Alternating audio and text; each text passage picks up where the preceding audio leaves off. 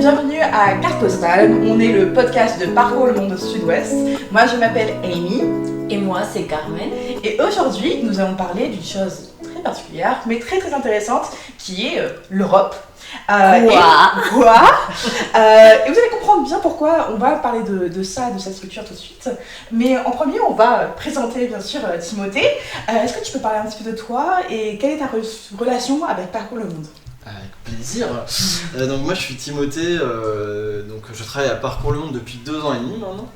Et alors ma relation avec Parcours le Monde, elle date d'il y a quasiment 10 ans maintenant. Donc je suis parti en Allemagne moi en mobilité pendant 2 ans, de 2013 à 2015, et en revenant de cette mobilité, j'ai fait une formation où je devais trouver une alternance, une sorte de stage. Et donc j'avais contacté à cette époque-là Parcours le Monde, qui s'appelait pas Parcours le Monde, mais c'était mon premier contact avec eux. Et du coup j'ai rencontré la directrice actuelle, Mélodie, avec qui je suis resté en contact. Et puis bon, moi j'ai eu d'autres choses dans ma vie entre temps, mais je suis revenu du coup en 2019 à Parcours le Monde, j'ai travaillé là-bas, il y a eu le Covid qui a tout arrêté, et je suis revenu du coup en 2022 au poste de coordinateur. Donc aujourd'hui je suis coordinateur de l'association Parcours le Monde. D'alternance à coordinateur de l'asso.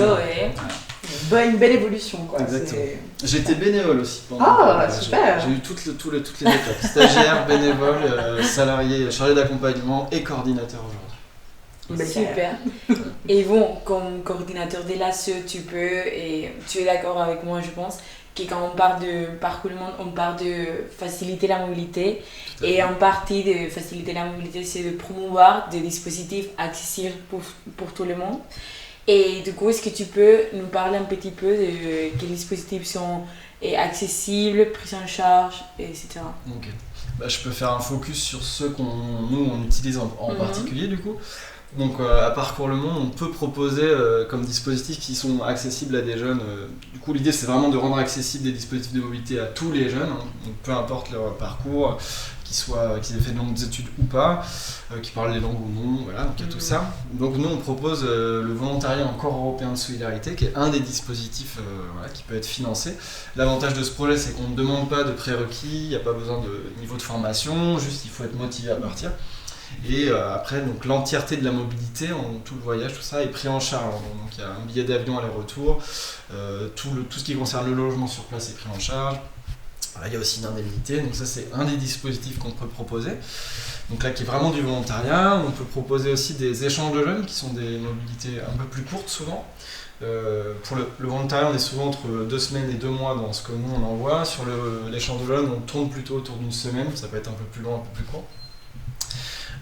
Et donc là c'est pareil, mais c'est plutôt une rencontre de jeunes de différents pays, donc il y a des jeunes de plein de pays différents qui se retrouvent autour d'une thématique. Et donc ça c'est même chose, c'est un projet qui est financé toute la mobilité est prise en charge, donc les jeunes qui participent n'ont pas besoin de débourser d'autres sommes que tout est pris en charge. Et on propose un dernier type de projet qui est le stage dans le cadre du programme Erasmus+, où là c'est la même chose, mais c'est une immersion professionnelle dans des entreprises à l'étranger. Et là, même chose, tout est pris en charge pour les jeunes qui participent à ce projet-là. Et comment c'est possible que tous ces dispositifs sont pris en charge ?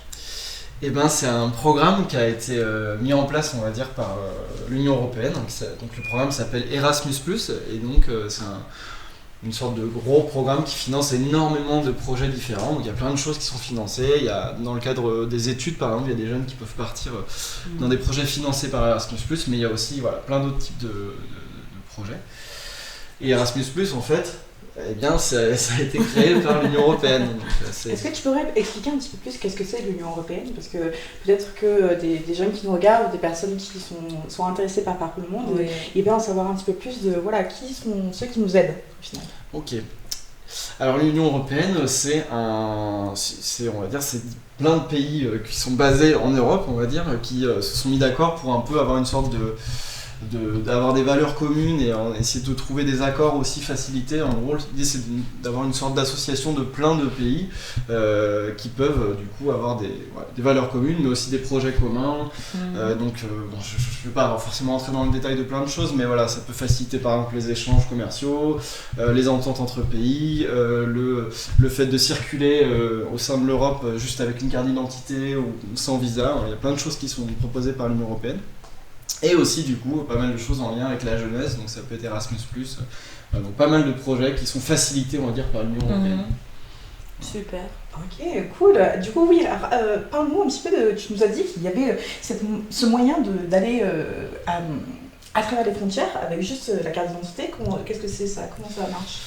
Alors donc ça c'est l'Union européenne mais aussi l'espace Schengen qui est une autre chose, mais en gros ce qu'on a grâce à ces accords-là entre l'Union européenne et les différents pays de l'Union européenne ou de l'espace Schengen, mais je rentre pas dans le détail, en gros c'est que normalement on est censé quand on traverse un pays, qu'on va dans un autre pays, avoir un passeport et une autorisation d'aller sur le pays, et donc juste l'Union européenne permet juste avec une carte d'identité de pouvoir traverser les frontières et pouvoir rester dans un territoire de l'Union européenne sans forcément avoir un visa.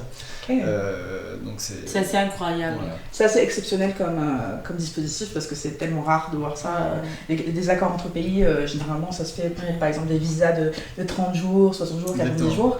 Du coup, le fait que moi, si demain je décide d'aller en Espagne, par exemple, travailler ou y vivre, il y a beaucoup plus de facilité. Quoi. Il y a beaucoup Exactement. Plus de... Okay. Disons que les démarches administratives sont allégées grâce à ça. C'est sûr. Et ça, c'est vraiment la chose plus facile, plus accessible aussi. Et ça, c'est quelque chose qui est très important pour Erasmus+, c'est l'accessibilité.